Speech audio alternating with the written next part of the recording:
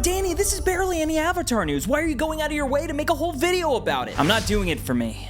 I'm doing it for the people. Dun, dun, dun, dun. What is up, my friends? My name is Danny. Welcome to Jones Vibes, and welcome back to all of you fans of Avatar: The Last Airbender. I have a quick video for you guys today because a brand new scoop came out regarding Season 3 of Netflix's Avatar: The Last Airbender. It's just a little bit of information. A lot of the stuff we already know, but there's a little bit of speculation towards the end that I feel like brings up a really fun conversation. As always, a lot of these Avatar exclusives come from a very trustworthy source. We got Night Edge Media, and they released a brand new article. It's titled Netflix's Avatar: The Last Airbender Season 3 Casting Call Teases Hakoda, Master Pyondo, and Yan Ra. And we're just gonna dive right into this thing. I will link the article down below in the description box, so if you want to read the whole thing, you definitely should check that out, but let's dive in. It says, today we at Night Edge Media were able to work alongside What's on Netflix on a casting call for Avatar: The Last Airbender Season 3. And then they go on to talk a little bit about the casting call by labeling what's in it. Oh, am I in the shot? Sorry. A little bit of coffee. It's been a long day.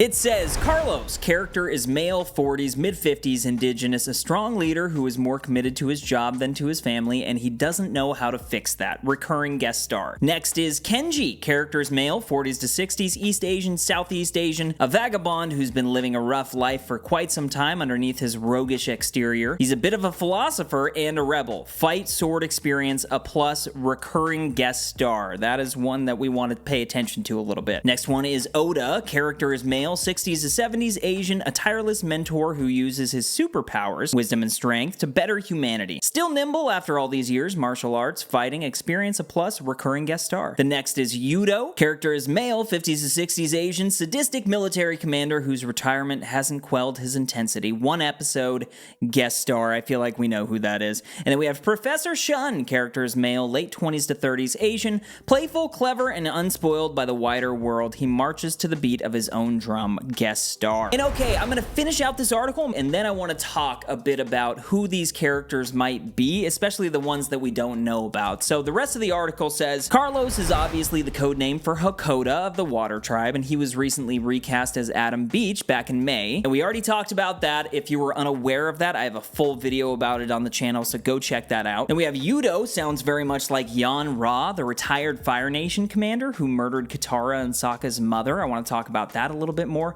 Then we have Professor Shun, sounds like a new original character, as the only professor the team meets is Professor Zay, played by Ho Zuande, but he dies in the library. They could be adapting the Headband episode and giving one of Aang's Fire Nation teachers a larger, more compassionate role, though this is just speculation. And I agree, like, when you think about it, I don't really know who else a professor would be. Like, what other character is there? They definitely have to be making something up, or, again, kind of like Caleb is saying here, in that episode, you know, the whole dance episode when Aang goes to the Fire Nation school, they could just be giving one of these adults a more prominent role. But anyway, the most interesting descriptions are for Kenji. We can confirm that Kenji is indeed Master Pyondo, who is played by John Briones. Again, I talked about him in a prior video, but this is the interesting bit. It says, however, Pyondo is not known for being a homeless vagabond, but lives in the Fire Nation high society within his mansion. That would be an interesting change to his character unless he is still rich, but chooses to travel the world as a vagabond to help those in need before the events of Season 3. It's completely unknown who Ota could be among the original Season 3 characters. Production is currently underway for Season 3 in Vancouver and runs through November 7th. So, the character of Ota, character is male, 60s and 70s Asian, a tireless mentor who uses his superpowers to better humanity. I don't know who that is. Like, maybe Guru Patik, but I can't help but feel like I'm forgetting that the Guru was already cast. Maybe not. Maybe that was just speculation as well. I don't think he has been. But the others were basically called out. The two that I want to highlight here and have a bit of a discussion on is Yan Ra as well as Pyondo. Now, I think it's a pretty clear indication with Yan Ra that it's this military guy. He's kind of washed up, but he still has this like hardened shell and stuff like that. I feel like they're definitely going to give us that storyline of Katara tracking him down and kind of making him worthless and her deciding not to kill him, you know what I mean? We saw that in the original series. I think it's great for her story arc, and honestly, I think in live action, her character character needs that. We also did see the impact that it had on her as a child. They showed us all of that even more in depth in live action than they ever did in the original series, and so I think it's going to be a good call having Yon-Ra on the show. And you know, we don't know who's going to be playing him,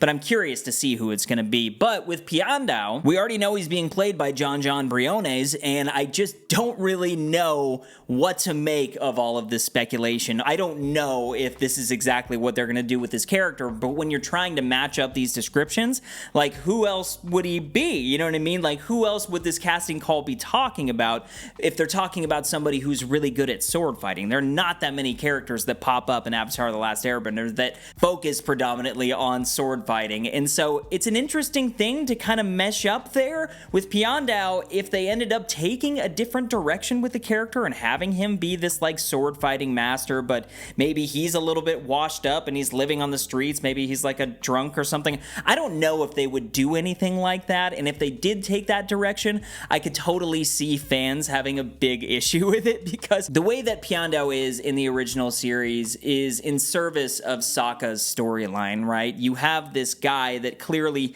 has built himself up seemingly from nothing, right? Like, when you look at Piandao and when you kind of observe everything he's been through, he looks like this dude who has just been through it all, and he's made his way to this mansion, to this high society lifestyle. And when you have Sokka walking into that, it kind of shows Sokka like, wow, I can be better, I can be stronger, and there's also a lot more to life than just being a bender. It's okay to just be a warrior, a really good warrior. Look at everything this guy has, you know what I mean? I feel like that's an important lesson for Sokka. That entire journey, especially building the space sword, that's all important. And so I don't know if they would change that. If they did and they had him be some vagabond guy on the street, or maybe he's just living that way. You know, we were talking about it, and the idea of him being like Bruce Wayne came up, you know? So it's like Piandao is just Bruce Wayne fighting his way to a better life because he's seeking vengeance. I don't know. I really have no idea, but I find it really interesting. These are the things that are going to get really interesting as we head towards season 2 and season 3.